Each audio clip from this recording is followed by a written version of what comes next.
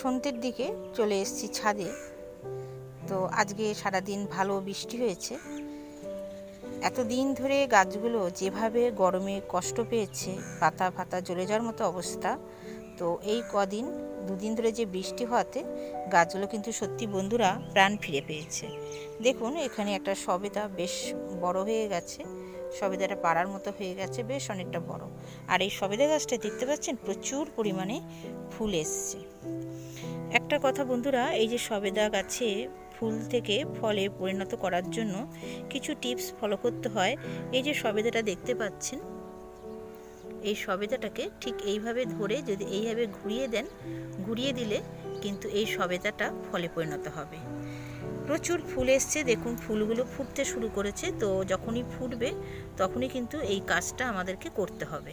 এই যে ফুলটা ফুটে গেছে, এই ফুলটাকেও ঠিক এইভাবে ধরে এটাকে এইভাবে ঘুরিয়ে দেবো। তো আমি আমার সবেদা গাছে কিন্তু এই টিপসটাই ফলো প্রতিবার আমি করে থাকি। তো এই গাছটাতে বেশ অনেকবার কিন্তু এইভাবে ফুল আসতে থাকে, প্রচুর ফুল। দেখুন প্রত্যেকটা ডালে ডালে প্রচুর পরিমাণে ফুল হয়েছে, প্রত্যেকটা ডালে ডালে। আর এখানে এই আম গাছটায় এখনও কিন্তু একটা আম এখনও রয়ে গেছে, দেখতে পাচ্ছেন এখনও কিন্তু একটা আম রয়েছে। আর এখানে ডালিমগুলো, এটা কিন্তু আমার ডালিম গাছ। তো এই ডালিম গাছটায় ডালিমগুলো বেশ বড় হয়েছে। এখানে দুটো ডালিম ধরেছে, তো এখানে একটা আছে, একটা ওপর দিকে আছে। তো ডালিমগুলো বেশ বড় হয়েছে। আর ড্রাগন গাছগুলোতে একটা ভিডিও দিয়েছি, ড্রাগন গাছের পরিচর্যা কিভাবে করতে হবে। ড্রাগন গাছের ফুলগুলো দেখুন বড় হচ্ছে। এইখানে সমস্ত জবা গাছগুলোই প্রচুর পরিমাণে এবারে রোদের জন্য এতটা গাছগুলো কি বলবো কেমন হয়ে গেছিলো। তো এই দুদিনের বৃষ্টিতে কিন্তু গাছগুলো অনেকটা সতেজ হয়ে গেছে, দেখতে পাচ্ছেন কত সুন্দর সবুজ হয়ে গেছে প্রত্যেকটা গাছ। আর এই কুল গাছটা কিন্তু আমার এই বছরই লাগানো। গাছটা কিভাবে বেড়ে উঠেছে দেখুন, ডালপালা ছেড়ে গাছটা এতটা বড় হয়ে গেছে। আর এখানে এই অসময়েও দেখুন একটা কুল ধরে আছে, আপনাদেরকে দেখাই। এই দেখুন একটা কুল এখনো ধরে রয়েছে, দেখতে পাচ্ছেন গাছের ডালপালাগুলো ছাড়িয়ে এতটা পরিমাণে গাছটা বেড়ে উঠেছে। তো এই বছর ভালো ফলন এই গাছে হবে এটাই আশা করছি। পাশে কিন্তু আরেকটা কুল গাছ আছে, সেই কুল গাছটাও বেশ সুন্দর আছে। আর বাদ বাকি এগুলো তো ফুল গাছ, আপনারা জানেনই। এখানে বেল ফুল গাছগুলো রয়েছে। টেকো গাছটাতে প্রচুর পরিমাণে ফুল হয়, এই সময় এত পরিমাণে ফুল হয় গাছটাতে, কিন্তু এই দুদিনের বৃষ্টিতে প্রচুর ফুল ঝরিয়ে দিয়েছে। দেখুন প্রত্যেকটা ফুল কিন্তু অনেক পরিমাণে ঝরে গেছে।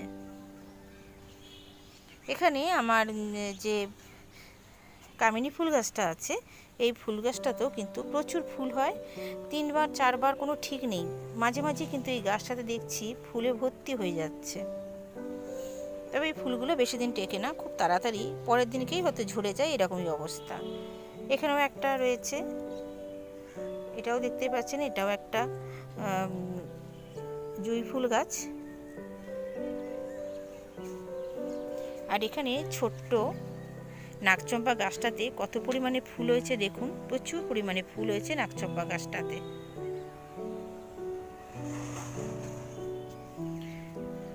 এই বর্ষাতে আমার এই অ্যাডিনিয়াম গাছগুলো কিন্তু ছাদে রয়েছে। তো এই গাছগুলো বেশ কিন্তু বেড়ে উঠছে জল পেয়ে, যেহেতু এখানে নিচে দেখতে পাচ্ছেন, দেখুন জল কিন্তু একটুও বসে নেই, সমস্ত জল ড্রেন আউট হয়ে গেছে।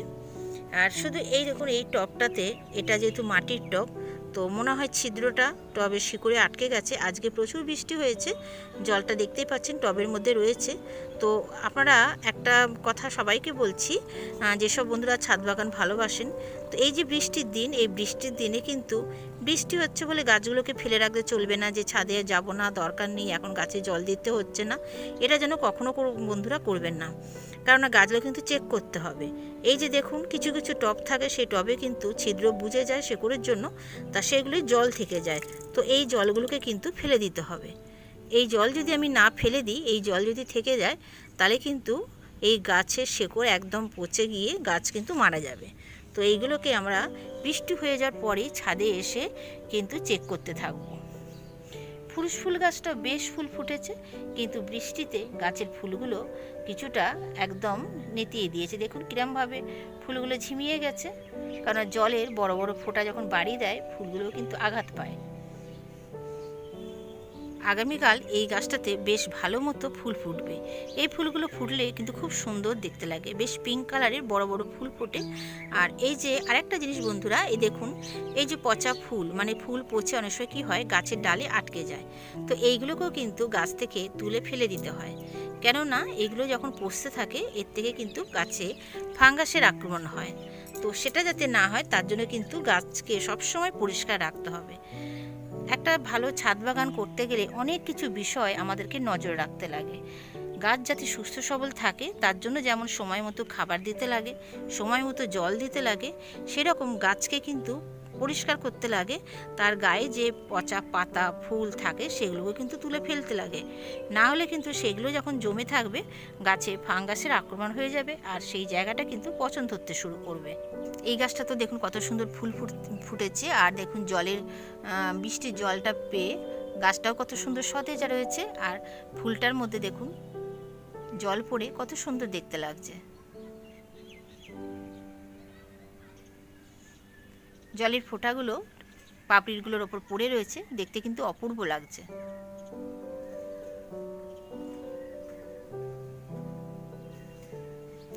এই গাছগুলো বর্ষারই গাছ, এই গাছের বর্ষার সময় কিন্তু প্রচুর পরিমাণে ফুল ফোটে।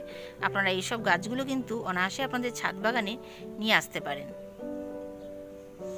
একটা জিনিস আপনাদেরকে দেখাই, এই যে দেখতে পাচ্ছেন এটা হচ্ছে বট গাছ। তো এই বট গাছটা আমার ছাদ বাগানে মানে দেয়ালের মধ্যে হয়েছিল, তো সেটাকে তুলে নিয়ে এসে এটা একটা মিষ্টির হাঁড়ি, তো তার মধ্যে আমি বসিয়ে দিয়েছিলাম।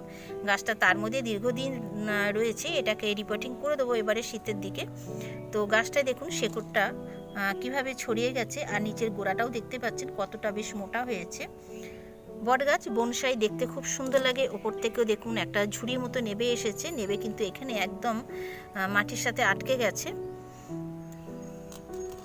এই গাছটাকে এবার আমি শীতের দিকে সুন্দর করে তোলার চেষ্টা করবো, আর একটু বড় টবের বনসাই টবে দেবো। আর ওপর থেকে আরও নতুন নতুন কচি কচি পাতা কিন্তু এখান থেকে ছাড়ছে। এই নাকচম্পা গাছটা দেখুন প্রচুর পরিমাণে ফুল ফুটেছে, প্রচুর ফুল। তো এই বর্ষার দিনে ছাদ বাগান কিন্তু অপূর্ব লাগে, প্রত্যেকটা গাছ যেন একদম সতেজ হয়ে ওঠে, গাছগুলো যেন প্রাণ ফিরে পায়। কারণ কদিন এত পরিমাণে গরম পেয়েছে, সেই গরমের হাত থেকে গাছগুলো আমাদের মতো কিন্তু হাঁপ ছেড়ে বাঁচলো। দেখুন এই গাছটাতে প্রচুর ফুল ফোটে। এই রঙ্গন ফুল গাছগুলো কিন্তু বর্ষাকালে প্রচুর পরিমাণে ফুল দেয়। তো এই রঙ্গন গাছগুলো আপনারা আমাদের ছাদ বাগানে কিন্তু নিয়ে আসতে পারেন। আর একটা জিনিস বন্ধুরা, যখন এই যে ফুল হয়ে যায়, ফুল হয়ে গেলে এগুলো কিন্তু এখান থেকে কেটে ফেলে দিতে হবে। তাহলে কি হবে, এখান থেকে আবার নতুন করে কিন্তু ডালপালা বেরিয়ে সেখান থেকে কিন্তু ফুল চলে আসবে। তো এই রঙ্গন গাছগুলো যেহেতু অ্যাসিডিক সয়েল পছন্দ করে, তো বর্ষায় কিন্তু খুব সুন্দর ফুল দেয়। বৃষ্টির জলে কিন্তু প্রচুর পরিমাণে অ্যাসিড থাকে, তো সেইগুলো কিন্তু এই গাছ পাচ্ছে, আর বৃষ্টির জল পেলেই এই গাছ একদম ফুলে ভরিয়ে দিতে থাকে। আমার এই মাধবীলতা গাছটাও দেখতে পাচ্ছেন কত সুন্দর ফুল দিচ্ছে,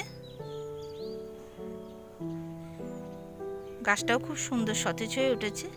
তো বন্ধুরা, আমার ছাদ বাগানটা বৃষ্টির পরে একবার আপনাদের সাথে শেয়ার করে নিলাম। কেমন লাগলো অবশ্যই জানাবেন, আর যদি ভালো লাগে লাইক শেয়ার করতে বন্ধুরা ভুলবেন না। নতুন বন্ধুরা যারা আমার চ্যানেল ভিজিট করছেন এখনও সাবস্ক্রাইব করে নেননি, প্লিজ বন্ধুরা চ্যানেলটিকে সাবস্ক্রাইব করে পাশে থাকা বেল আইকনটি প্রেস করে দেবেন। আমি নতুন নতুন ভিডিও আপনাদের সামনে নিয়ে আসব। যারা গাছপ্রেমী, গাছ ভালোবাসেন, অবশ্যই আপনাদের উপকারে আসবে। আর আপনাদের মূল্যবান মতামত অবশ্যই আমাকে কমেন্ট করে জানাবেন। সবাই খুব ভালো থাকবেন, সুস্থ থাকবেন। দেখা হচ্ছে পরবর্তী আবার কোনো ভিডিওতে। নমস্কার বন্ধুরা।